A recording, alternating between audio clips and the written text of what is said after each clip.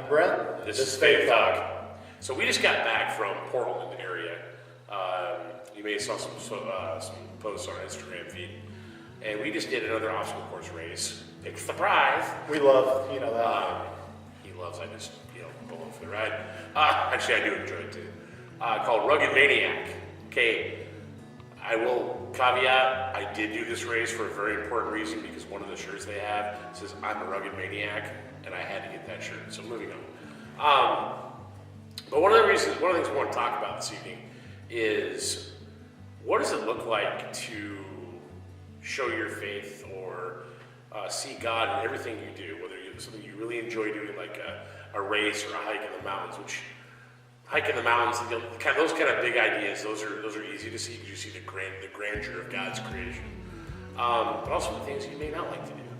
Yeah, when we started talking about this, my original concept on this talk when we were spitballing ideas was, how do we apply it on things like the races that we like to do? Or, if you guys have watched our channel much, you know that Dave and I both like to work out.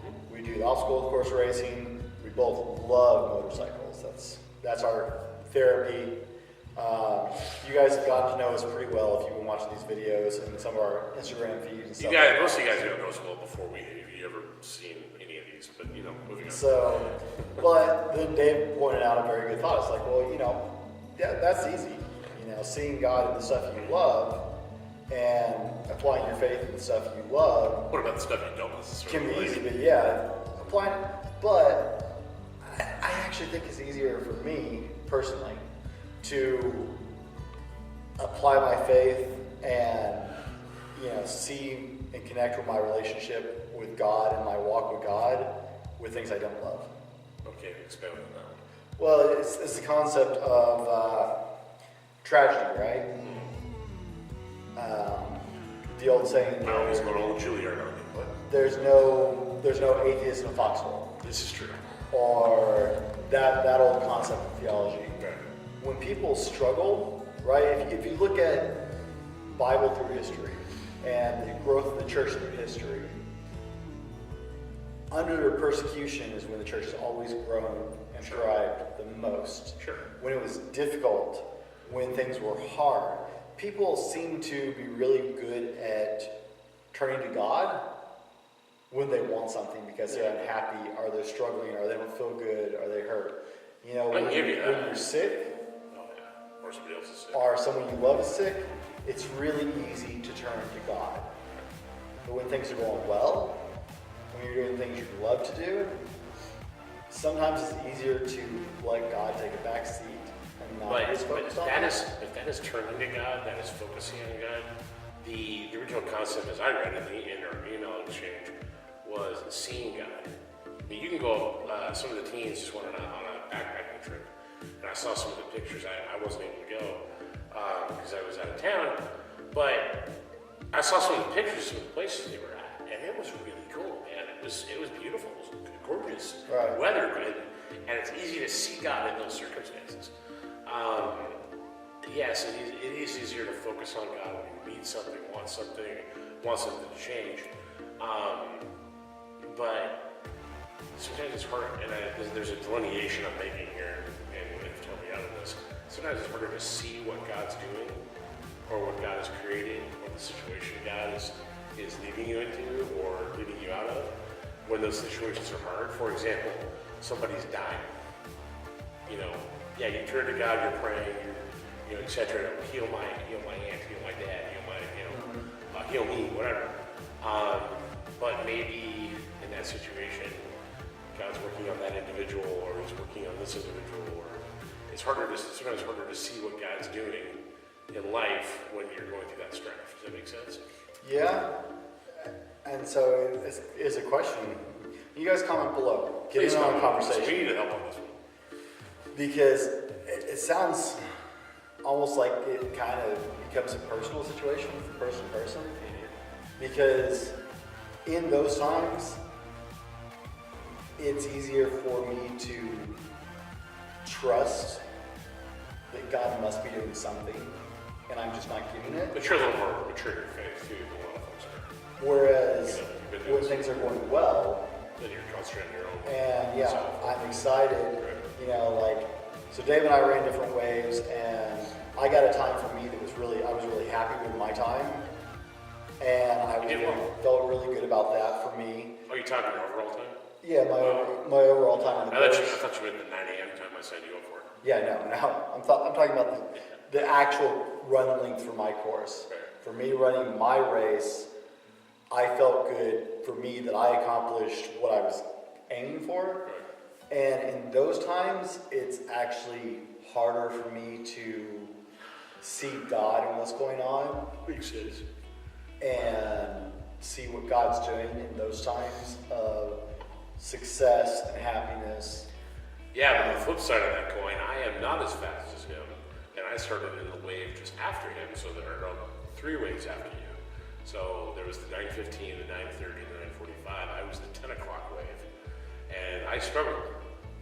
You know, You did really good though. I appreciate that, but I had my struggles, and one of them was this 50-foot mountain they call Mount Maniac, and it's basically a giant inflatable slide. You got to go up a warped wall, go to a cargo net, then climb up an inflatable ladder to a really big slide. About a down. 30-foot slide. I looked at that thing and I'm like, come on, man, But he came. The point is, as I was struggling, and I do these things to get healthier and put my body into better shape and have a reason to train. Brent and 2 of our youth group kids who are with us, they came back and cheered me on. And when I remember one event was the frog hop, and it's basically a 2 or 3 foot puddle of water, a ditch of water, and they've got these large plastic squares. 2 or 3 feet deep. Deep, yeah. Thank you. They have these large plastic squares that you're supposed to be able to run across. Put your foot in the middle, jump to the next one, jump to the next one, jump out. So for most folks, it was pretty easy. For me, I'm a little heavier than a lot of people. I crashed. You crashed. Told me that. Yeah, I know you told me that. But so I'm freaking out, going, I don't even know how to get across this, and I'm completely having a conniption fit because, like, dude, I can't. Ah! And Brent was there going, no, you can do this. Just crawl across it. Okay. So I got down on my hands and knees and I grabbed hold of the first large plastic square and I pulled it toward me. And these squares, 1, 2, 3, 4. There's 3. There's 4. There's 4? Okay, there's 4. I thought there were 3. But they're all secured going horizontally, so they can move this way. And this way. So they move less this way. They move mostly this way. Anyway, so I crawled across the first square and I grabbed a hold of the next one and I pulled my body over to that one. And he's like, you're doing it. I'm like, I know, thank you.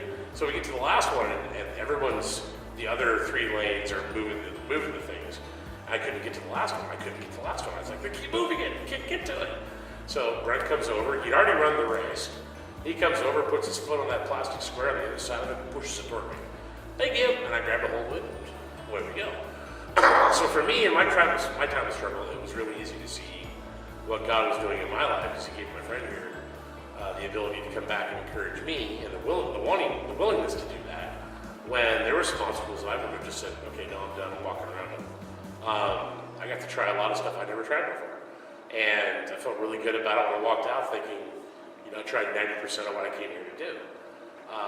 You had a better pace than your last race too? Better pace. I track these things. Well, I tracked it too on my watch. Well, I've been doing these with you long enough. I pay attention to your progress on them. So That's good to hear. this was actually really a good race for you. Sweet. Cool. You're making a lot of progress. It's good. Oh, I'm glad to hear that. But the point is like, whether it's something you enjoy to do or something you don't like to do, is look for what God is doing. Look for the avenues that God is giving you to show Him to somebody else. Look for the times you can serve. We talked about service in another video. And it may not even be that you can serve people or No, it may not be. really show off God to somebody else. My question was, how do we see God in our faith and the things we are enjoying doing? When you're out on when I'm out on a motorcycle, that's easy. Oh yeah. It goes back to the same idea of the height we talked about. Right, because You're looking at every yours. exactly. My motorcycle ride is the same thing for me. Everything's enhanced. All your senses are on 120% because you have to see everything in order to keep the bike upright, and you see God's creation.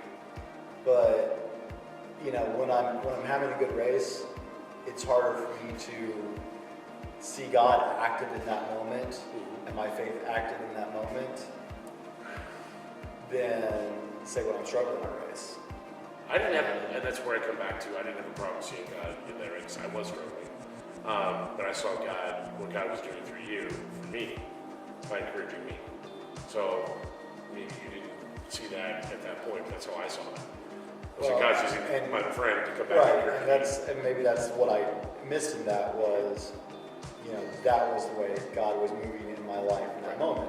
But that's the thing is I tend to miss it Well, you when didn't- it's the good stuff. You didn't have to come back. You could have went, took a shower, grabbed your after race drink and cookie. And, Yeah, but you know me, I couldn't do that. No, I'm saying, but you had every chance to do that. You could have easily done it.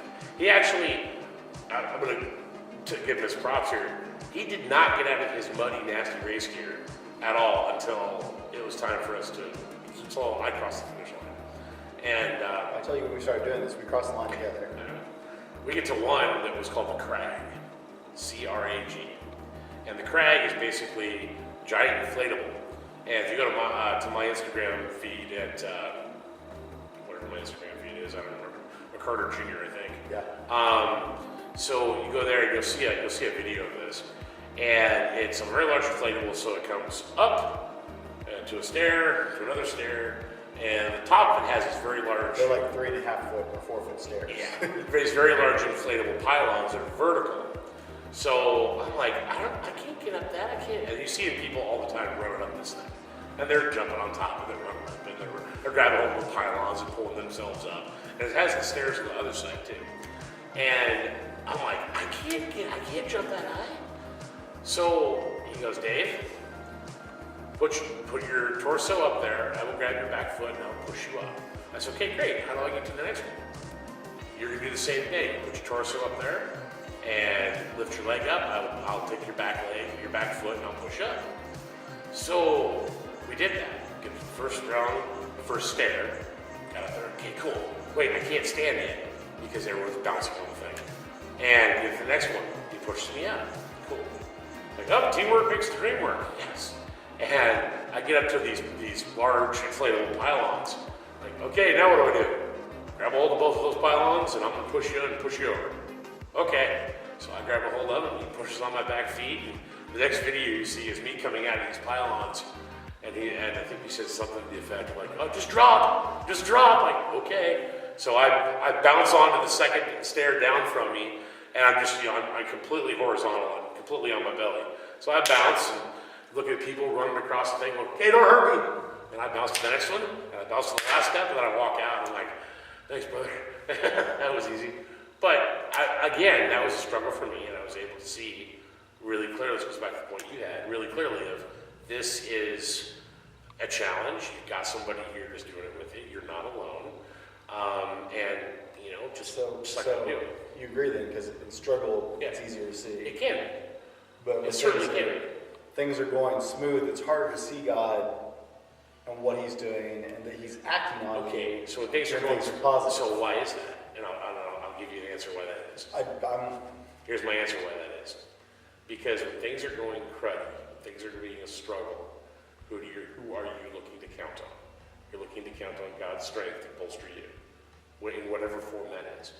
But if things are going well, what do I need God for? You don't think about it logically because you're just thinking about it in the moment. Not you personally, I'm saying in general. But, okay, if things are going well, then I don't need to talk to God about anything. So how do we move to where we see God when things are going well more often? That's where we need to deepen our faith, and it's hard to answer the question because you never know where everyone's at, but we have to stop and realize that God is in control, period. Good times, bad times. What's that? That's What Friends Are For song. In the good times and bad times, I'll be on your side forevermore.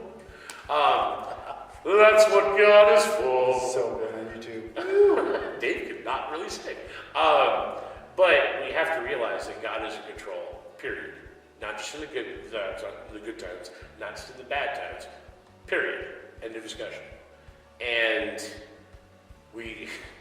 I say we have the mantra, and I hate using that term, but sometimes you have to repeat it to yourself, because what's the old adage with music people? how do you get to Carnegie Hall? Practice, practice, practice. You know, if you have to repeat, if you have to write it on your mirror when you wake up in the morning, God is in control, you know, fine. But God is in control every time thing goes right. God is in control every time something goes well. He's in control, period. End of discussion. And you're not always going to, unfortunately, we're not always going to realize when things are going well that, you know, that wasn't me, that was God. And we're going to count on ourselves. And, you know, we have to humble ourselves as well. So here's how we answer this one then, I think. Okay? So Sum it up. that was a really good church answer.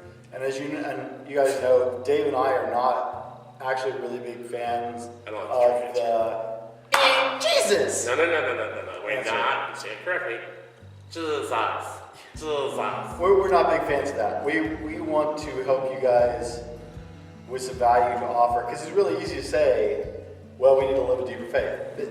It's harder to How we actually get there, that's a little more difficult. And we usually try to give you guys more practical solutions to answers like that. All right, so But practice as you it can up. see, Practice it up. as you can see, this is a struggle even for us. This is a question. We know the overarching answer, but both of us do project management to some extent. Yeah, both. Did you have to bring Sorry, yeah. Work invasion. Both of us work in project management to some extent, sometimes more than others. And in project management, right, you start with the end goal. This is the big picture. And then you take that and you break it down into smaller steps to Here's a get there. 50,000 foot view. They'll give you the 5,000. This is the same thing that we do when we're planning a trip. This is the same thing we do when we're planning our workouts. We know where we want to get to. We break it down to smaller pieces that are more digestible. We got to get here, so we break it down to these pieces. How we take these pieces, we break it down to these pieces. Now, We break get your case. one at a So, time. break it down, you know. That's what we're going to do. Only that's what we want you to do. Because this is a difficult conversation even for us. I'm self-admittedly telling you, and I think Dave is saying the same thing, we don't have the total answer for this one.